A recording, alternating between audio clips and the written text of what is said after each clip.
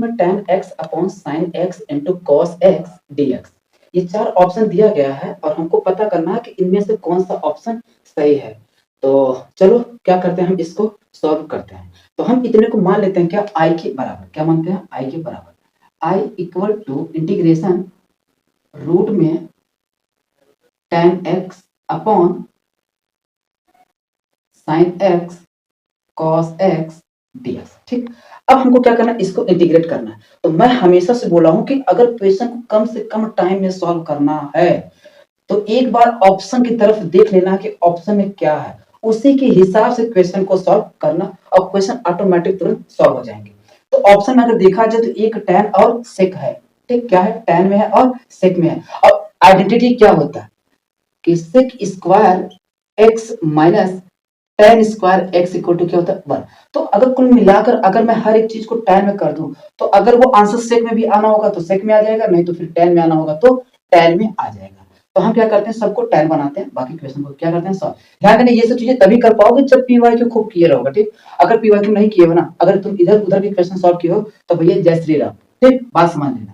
तो अब हम इसको क्या करते हैं, tan की तरफ बनाते हैं। ठीक, क्योंकि हर एक पीवाईक्यू में कुछ ना कुछ कॉन्सेप्ट छिपा रहता है। ठीक, तो इसीलिए मैं हमेशा से रिकमेंड करता हूँ भाई तुम पीवाईक्यू लगाओ, पीवाईक्यू छोड़ कुछ मत लगाओ। तुम अगर पीवाईक्यू लगाते हो ना तो ऐसा कोई क्वेश्चन नहीं होगा जो तुम ना कर पाओ, हर एक क्वेश्चन को जड़ से उखाड़ दोगे, ये गारंटी के साथ कह रहा हूँ। ठीक, अगर तुमने जेईई मेंस, चाहे Orissa JEE, west Bengal JEE या स्टेट बोर्ड का जो भी क्वेश्चन अगर पीवाईक्यू है तुमने लगा रखा है ना, तो फिर कोई भी क्वेश्चन आ जाए तुम उखाड़ कर फेंक दोगे। ठीक, बाकी चलो क्वेश्चन पे चलते हैं।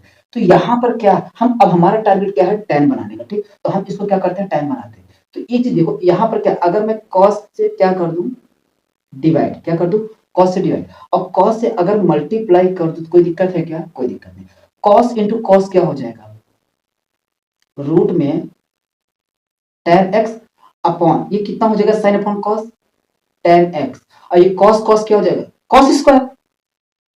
अच्छा, ये cos स्क्वायर अगर ऊपर ले जाऊं तो 1 अपॉन cos को क्या पढ़ते हो, sec स्क्वायर। बस देख लो, तो ये कितना आ जाएगा,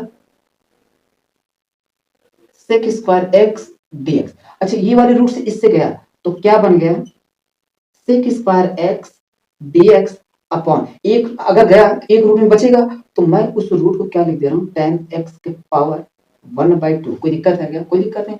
tan को मान लो t, ऊपर मिल जाएगा तो t equal to t square मान लो, कोई दिक्कत नहीं है। तो क्या हो जाएगा tan x, तो इसका अगर डिफरेंशिएट करोगे तो 2t dt equal to sec square x dx हो जाएगा। देखो यहाँ मिल गया। तो अब हमारा क्या हो जाएगा, 2t dt अपॉन इतने की जगह पर क्या रखूंगा, टी स्क्वायर का स्क्वायर रूट क्या होगा, t, क्या होगा t।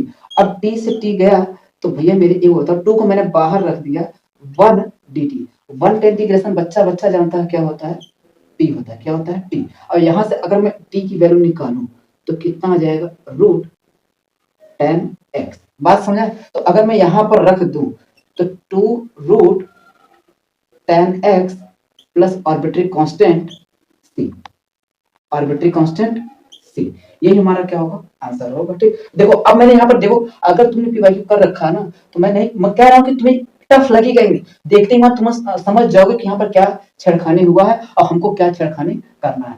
ठीक, चलो तो अब इसको ऑप्शन देख लेते हैं, ये क्या 2/6 नहीं, 10 नहीं, तो कौन सा ऑप्शन होगा, बी वाला ऑप्शन। ठीक, चलो नेक्स्ट क्वेश्चन देखते हैं।